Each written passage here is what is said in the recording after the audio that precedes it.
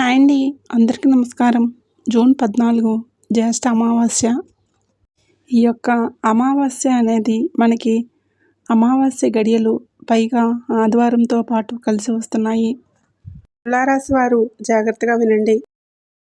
ఎక్కడున్నా సరే మర్చిపోకుండా కుక్కకు ఇది పెడితే చాలు తరతరాలు తిన్న తరగని ఆస్తి అనేది వస్తుంది. ఎన్నో పనుల్లో ఉంటారు. అలాగే చాలా బిజీ లైఫ్ స్టైల్ అనేది జరుగుతూ ఉంటుంది. కొంచెం మానసికంగా కూడా ఇబ్బందులు పడుతూ ఉంటారు. ఈ రాశివారు ఇలా చెప్పుకుంటూ పోతే ఈ మధ్యకాలంలో గత కొన్ని రోజుల నుంచి కొన్ని నెలల నుంచి డబ్బు కూడా చేతిలో నిలకడగా ఉండటం లేదనే చెప్పుకోవచ్చు. అలాగే మీకు ఎప్పుడూ కూడా ఏదో ఒక కష్టంతో సమస్యలతోటి అనారోగ్య సమస్యలతోటి లేదంటే తరచుగా ఇంట్లో భార్యాభర్తల మధ్య గొడవలు జరగటం లేదంటే పిల్లలు చెప్పిన మాట వినకపోవటం మానసికంగా కృంగిపోయి ఉంటారు ఈ రాశివారు. కాబట్టి ఎన్ని పనుల్లో ఉన్నా కానీ గుర్తించుకొని ఈ అమావాస్య రోజు కుక్కకు ఇది పెడితే చాలండి. మీరు ఏ సమస్యలతోటి బాధపడుతున్నా కానీ అలాగే జాతకపరంగా మీకు ఉన్నటువంటి శని దోషాలు పోవాలన్నా కానీ ఏళ్ళనాటి శని దోషాలు పోవాలన్నా కానీ మృతి దోషాలు పోవాలన్నా కానీ మీరు చేస్తున్నటువంటి వృత్తి వ్యాపారాల్లో అదృష్టం అనేది మీకు కలిసి రావాలన్నా కానీ ఈ అమావాస్య రోజు కుక్కకి ఇది పెట్టండి చాలు. మీరే తర్వాత నిజంగా మా జీవితంలో ఈ విధంగా కుక్కకు తినిపించిన తర్వాత మాకున్నటువంటి కష్టాలు చాలా వరకు అంటే 100లో 96%, 97% వరకు తగ్గిపోయాయని చెప్పి మళ్ళీ వచ్చి మీరే నాకు కామెంట్ చేస్తారు.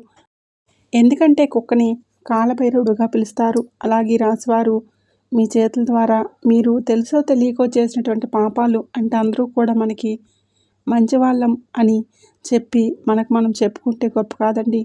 ఏవో అడపాదడప కొన్ని పొరపాట్లు అనేవి మనిషి జీవితంలో చేస్తూ ఉంటారు. అలాగే గత జన్మలో చేసినటువంటి పాపాలు లేదంటే పెద్దలు చేసినటువంటి పాపాలు ఇలా ఏదో ఒక రకంగా మనల్ని వెంటాడి వేధిస్తూ ఉంటాయి.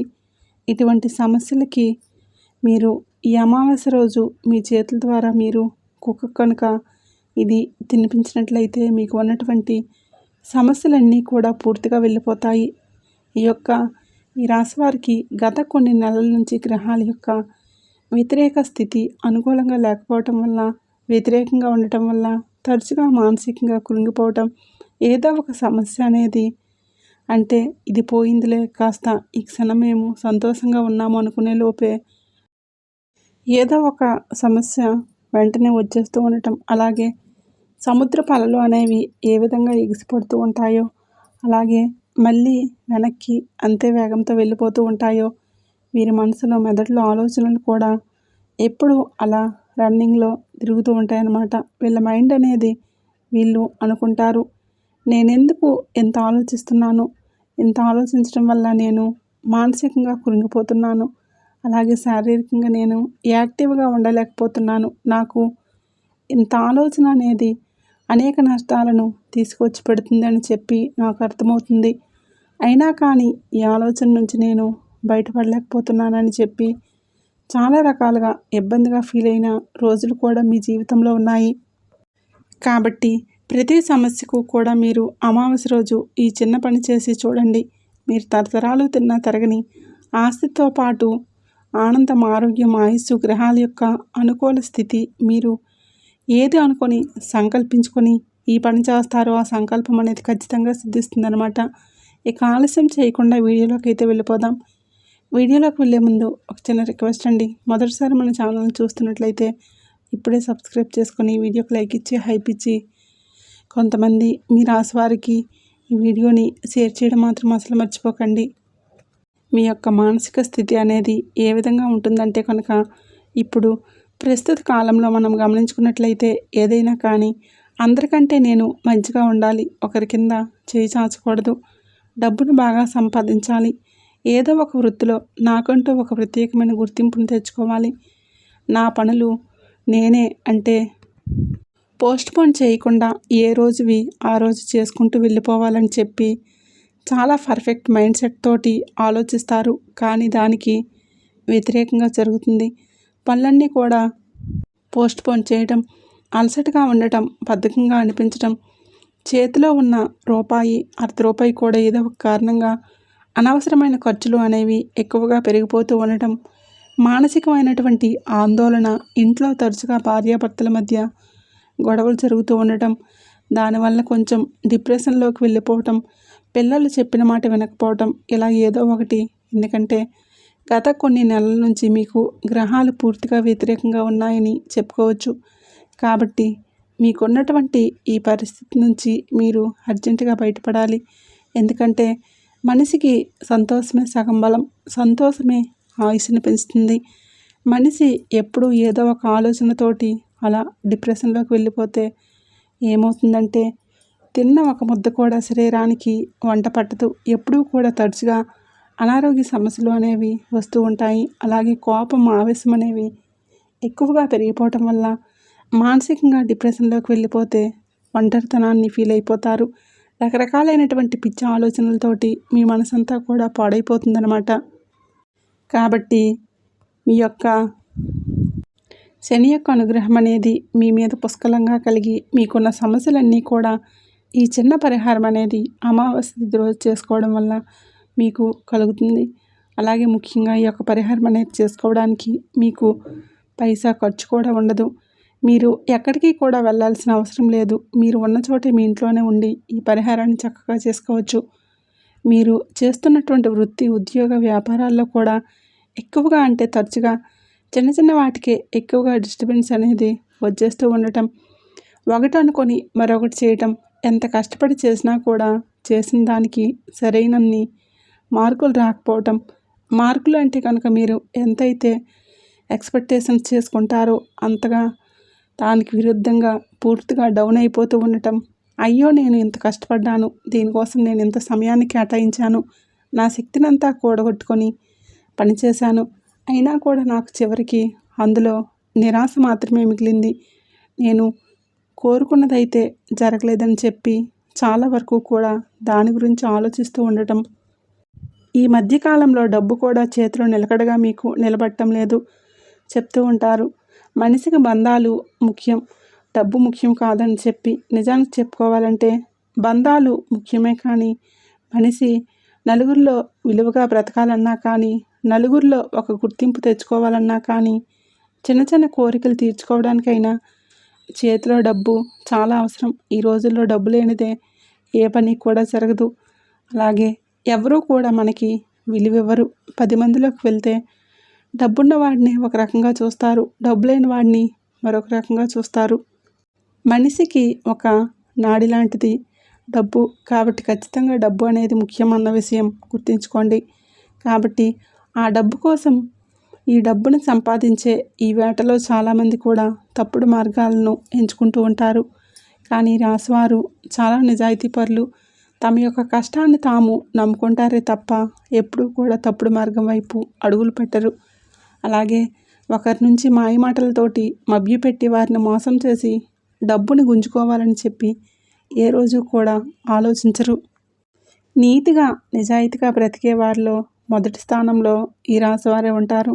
తమ కష్టాన్ని నమ్ముకొని అవసరమైతే తప్ప తమ మీద ఆధారపడిన వారికి ఉన్న అర్ధ రూపాయిలో ఒక పావలా ఇచ్చైనా సహాయపడతారు. కానీ ఎదుటివారి యొక్క సొమ్ము ఈ రాశివారు ఏ రోజు కూడా తిని ఎదగరన్నమాట. కాబట్టి ఈ రాశివారికి చుట్టుప్రక్కల ఉండే సపోర్ట్ అనేది చాలా తక్కువగా ఉంటుంది. అలాగే పెద్దల నుంచి వచ్చిన డబ్బు కానీ, ఆస్తుపాస్తులు కానీ ఏవి కూడా వీరికి ఎక్కువగా ఉండవు అనే చెప్పుకోవచ్చు. చాలా తక్కువగా ఉంటాయి అని చెప్పుకోవచ్చు. వీరు చిన్నదైనా పెద్దదైనా వీరి కష్టాన్నే నమ్ముకొని వీరి కష్టం మీదే సంపాదించుకున్నదే అవుతుందే తప్పితే ఎవరూ కూడా వీరి యొక్క మనసులో కోరికలను అర్థం చేసుకునే పని ఏ రోజు కూడా వీరికి ఏది కూడా చేయలేదన్నమాట.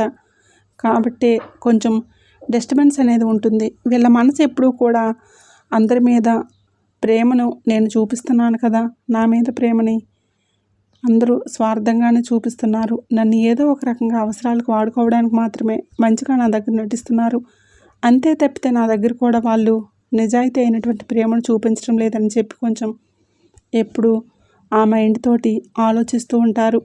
అలాగే చెప్పుకోవాలంటే భార్యాభర్తల విషయానికి వస్తే సగం జీవితం అంటే తల్లిదండ్రుల దగ్గర 20% బతికితే పిల్లలు మిగతా 75% ఒకరికొకరు భార్యాభర్తలు బ్రతకాలి. కానీ తరచుగా ఈ రాశి వారికి భార్యాభర్తల మధ్య ఎప్పుడు ఏదో ఒక సమస్య రావటం, తరచుగా గొడవలు పడుతూ ఉండటం, వీరికి ఈ యొక్క లైఫ్ పార్ట్నర్ వలన అసలు మనశ్శాంతి అనేది ఉండదన్నమాట. అయినప్పటికీ కూడా నేను సర్దుకోవాలి, నాకు ఈ లైఫ్కి ఇంకా ఇంతే, అంతకు మించి నేను ఎక్కువగా ఎక్స్పెక్టేషన్స్ అనేవి పెట్టుకోకూడదు, నా జీవితం అనేది ఇలా ముందుకు వెళ్ళిపోవాలి తప్ప నేను ఏది మార్చలేనని చెప్పి మళ్ళీ వీరికి వీరే మోటివేట్ చేసుకొని వీరిని వీరే ఓదార్చుకొని మళ్ళీ మామూలుగా ఉండడానికి చాలా చక్కగా ప్రయత్నిస్తారు. ఎందుకంటే వీరిని ఎక్కువగా మోటివేట్ చేసే వాళ్ళు కూడా న్యాయంగా ఎవరూ ఉండరనే చెప్పుకోవచ్చు. ఈ విధంగా చెప్పుకుంటూ పోతే వీరు అనేక రకాలైనటువంటి కష్టాలతో పెరిగిన జీవితమే వీరికి ఎక్కువగా ఉంటుంది. ఎక్కువగా బాధలు, కన్నీరు, కష్టాలు, నష్టాలు తప్పితే ఎప్పుడో ఒకసారి చుట్టం చూపుగా పలకరించే వెళ్ళే అదృష్టాలే తప్ప వీరి జీవితంలో ఎక్కువ ప్రశాంతత లేని జీవితమే ఉంటుందని చెప్పుకోవచ్చు. ఏది ఏమైనప్పటికీ కూడాను మేము ఇన్ని కష్టాలు పడుతున్నాము, మేము ఇన్ని బాధలు పడుతున్నాము, మేము ఇన్ని సమస్యలు అనుభవిస్తున్నామని చెప్పి నలుగురికి చెప్పుకోవడానికి ఏ రోజు కూడా ఇష్టపడరు. ఎందుకంటే ఎంత చెప్పుకున్నా కూడా ఏం ఉపయోగం వాళ్ళకి, మనకి వాళ్ళు ఏమన్నా వచ్చి 10 రూపాయలు ఇస్తారా, లేదంటే ఒక పూట అన్నం పెడతారా, లేదంటే మన మీద నిజమైన ప్రేమ శ్రద్ధ వారికి ఎందుకు అనవసరంగా చెప్పుకొని మనం అలసైపోవడమే అని చెప్పి ఈ తరహాలో ఆలోచిస్తూ ఉంటారనమాట. ఎన్ని కష్టాలు పడినా, సమస్యలు ఎదురైనా కూడా మానసికంగా బలంగా ఉండడానికి ప్రయత్నిస్తారు. మళ్ళీ అప్పటికప్పుడు ఒంటరితనాన్ని వెతుక్కుంటారు. ఒంటరితనంలో మళ్ళీ తరచుగా అంటే ఏదైతే జరిగిపోయినటువంటి సన్నివేశాలు ఉన్నాయో, ఏదైతే ప్రస్తుత పరిస్థితి బాధిస్తుందో వాటన్నింటినీ కూడా మనసులో ఆలోచించుకొని తరచుగా దిగులు పడిపోతూ కన్నీరు పడుతూ ఉంటారనమాట. కొంచెం మానసికంగా వీక్ అనే చెప్పుకోవచ్చు. చూసేవారికి మాత్రం వీళ్ళు చాలా స్ట్రాంగ్గా అబ్బా ఏదైనా కూడా మొహానే మాట్లాడిస్తారు, వీళ్ళకి కల్లా కపటం లేదని అనుకోరు, చాలా ముదుర్లు, చాలా తెలివైన వారు అని ఈ విధంగా అనుకుంటారు. ఈ రాశివారు తెలివైన వారే, అలా అని చెప్పి ఎదుటివారిని ముంచే అంత తెలివైన వారైతే తెలివైతే వీరి దగ్గర ఉండదు. పసిపిల్లల మనస్తత్వం వీరిది, కల్లా కపటం లేకుండా ఉంటారనమాట. ఎన్ని బాధల్లో ఉన్నా కూడా కాస్తంత ఒక చిరుగాలి లాంటి కాస్త ఒక ప్రశాంతత అనేది కలుగుతుంది.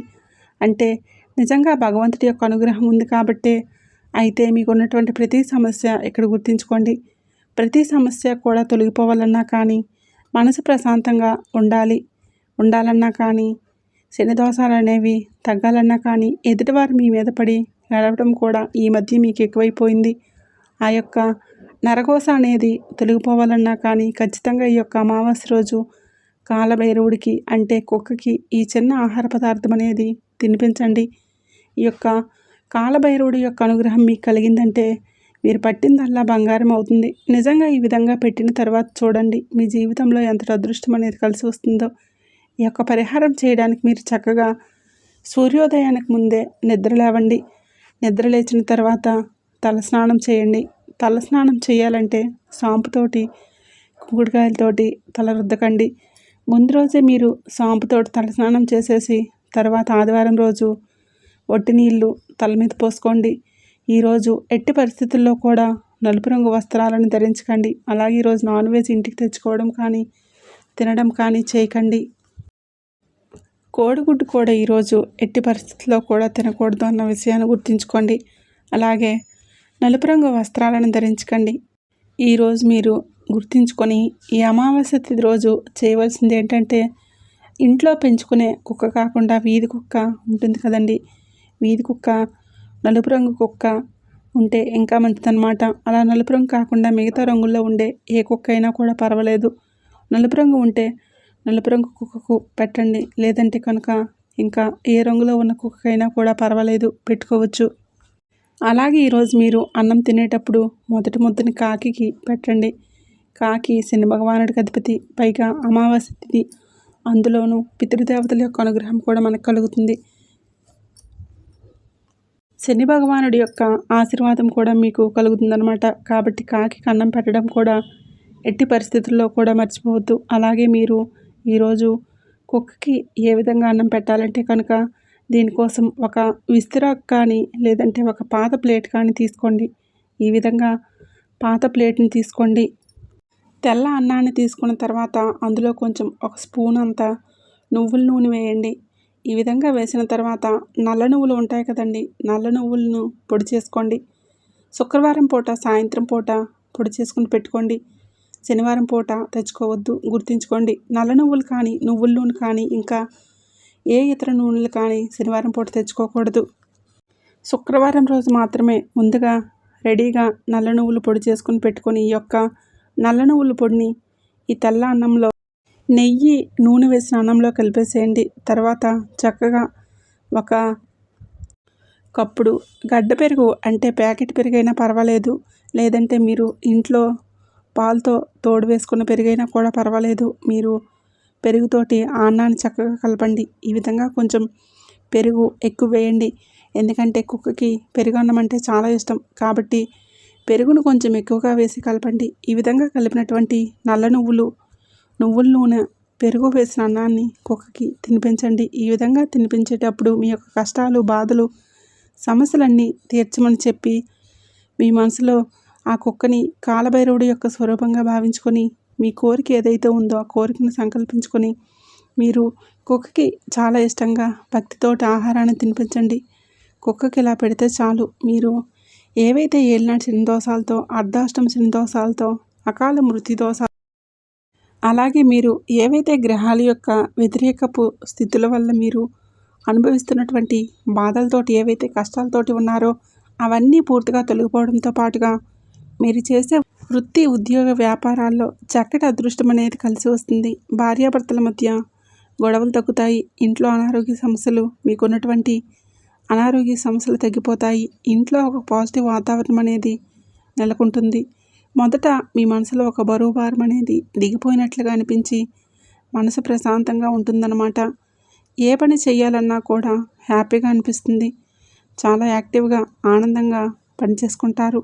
అలాగే చేసే పనుల్లో కూడా లక్ష్మీ కటాక్షం అనేది మీకు కలుగుతుందన్నమాట. చక్కటి ఆరోగ్యంతో పాటుగా ఆనందం, మనశ్శాంతి, ఐశ్వర్యం అనేది మీకు మంచిగా కలిసి వస్తుందన్నమాట. ఈ అవకాశం అనేది వదులుకోకండి. మీకు ఆదివారంతో పాటు ఈ యొక్క అమావాస్య తిథి అనేది కలిసి రావడం చాలా అంటే చాలా అదృష్టం. పైగా వైశాఖ అమావాస్య కాబట్టి కుక్కకి ఈ విధంగా తినిపించండి. మీకు ఉన్నటువంటి దోషాలు పూర్తిగా తొలగిపోతాయి. అదృష్టం అనేది కలిసి వస్తుంది. అర్థమైంది కదండి. మరి మీకు ఈ వీడియో నచ్చిందని అనుకుంటున్నాను. నచ్చింది అనిపిస్తే ఈ వీడియోకి ఒక లైక్ ఇచ్చి ఖచ్చితంగా హైప్ ఇవ్వండి. ఈ వీడియో మరికొంతమంది మీ శ్రేయోభిలాషులకు, మిత్రులకు, మీ యొక్క సన్నిహితులకు ఈ వీడియోని షేర్ చేయండి. మొదటిసారి మన ఛానల్లోకి వచ్చినట్లయితే ఇప్పుడే సబ్స్క్రైబ్ చేసుకొని సపోర్ట్ చేయండి. ఆ సంతోషిమాత పరమేశ్వరుడి యొక్క ఆశీస్సులు, ఆ కాలభైరవుడి యొక్క ఆశీస్సులు మీ మీద, మీ కుటుంబం మీద ఎల్లకాలం ఉండాలని చెప్పి మనస్ఫూర్తిగా కోరుకుంటున్నాను.